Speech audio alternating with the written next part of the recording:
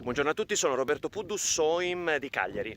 Oggi vi presento un immobile fantastico, archeologicamente parlando all'avanguardia, seppur leggermente da ristrutturare, con diverse stanze. Infatti è una quadrifamiliare. Bene, parcheggiate tranquillamente praticamente con la vostra macchina, col vostro camper oppure a motocoscia e siamo praticamente qua all'ingresso del nuraghe. Prego, visitate con me. Ecco, questo è il corpo trilobato del nuraghe. Ci sono diverse stanze qua praticamente dall'ampio ingresso, come vedete è abbastanza finestrato.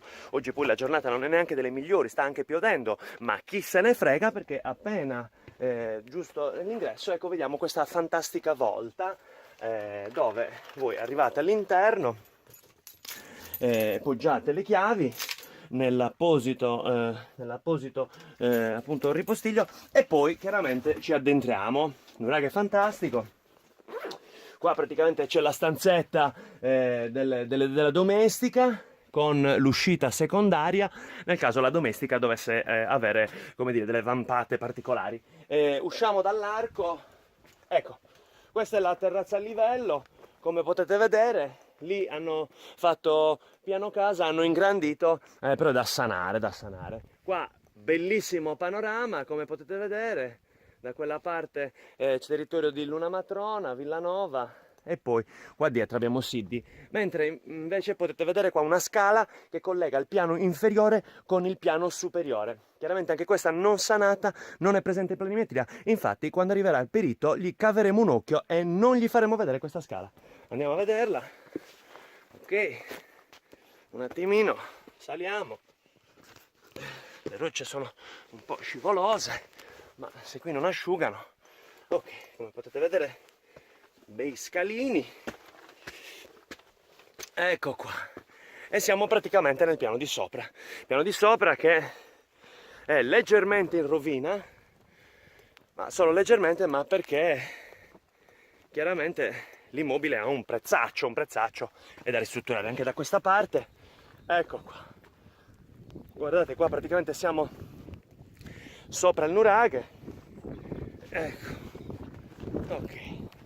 E qui praticamente c'era la torre principale. E qua sotto, dove c'è appunto questo cumulo, c'è un'altra stanza.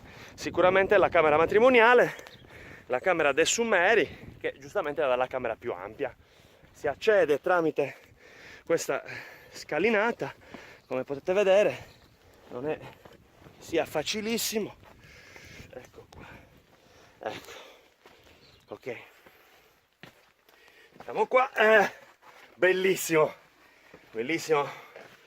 Ecco qua. Camera matrimoniale di forma circolare. Infatti ci sono degli studi nuragici che hanno ritrovato dei letti circolari. Il tetto c'ha qualche buchino, bisogna rifare l'impermeabilizzazione, ma insomma, cosettine. Usciamo fuori, guardate, questa è la porta d'ingresso, queste erano le cuccette per gli animali, cani, gatti, lepri, coyote e giraffe nuragiche chiaramente. Proseguiamo. Qua dietro siamo chiaramente nel giardino che costeggia il nuraghe per farvi vedere le stanze degli ospiti, perché anche i nuragici ospitavano gli amici.